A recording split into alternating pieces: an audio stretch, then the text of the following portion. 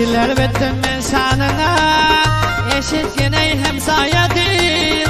Algın temmen emsanına, rahmet bey hemsaya değil. Şiirler bittim ben sanına, eşitken ey hemsaya değil. Algın sen men emsanına, rahmet bey hemsaya değil.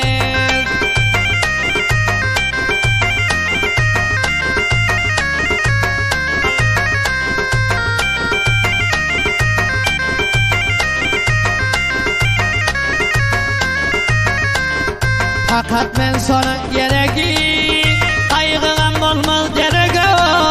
Kadamla gelsek derege, ikimiz ey hemsayadır. Şiirler bittim ben sanına, eşitken ey hemsayadır. Al gel sen benim sanına, rahmet bey hemsayadır.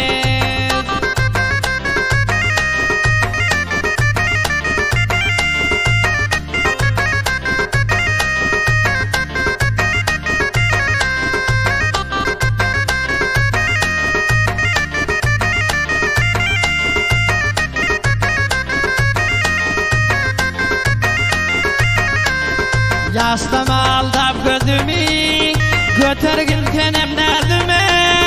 Kabul etsen sen sözümü, bolarız bile hemsayadır. Şiirler bittim ben sanına, eşitken ey hemsayadır. Al gel sen benim sanına, rahmet bey hemsayadır.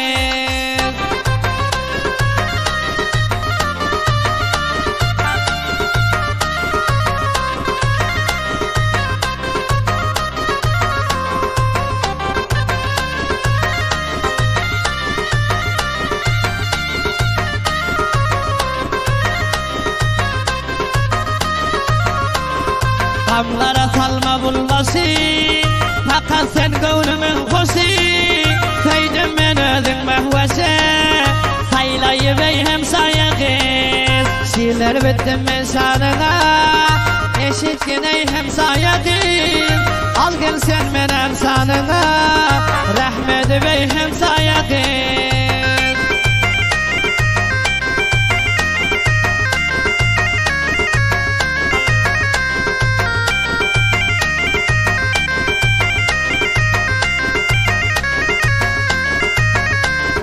Şair intizar sen yara, şiirler yazıptır bir bara. Havasta görsem duvara, özün ey hemsayadır. Şiirler bittim ben sanına, eşitken ey hemsayadır. Al gel sen benim sanına, rahmet bey hemsayadır.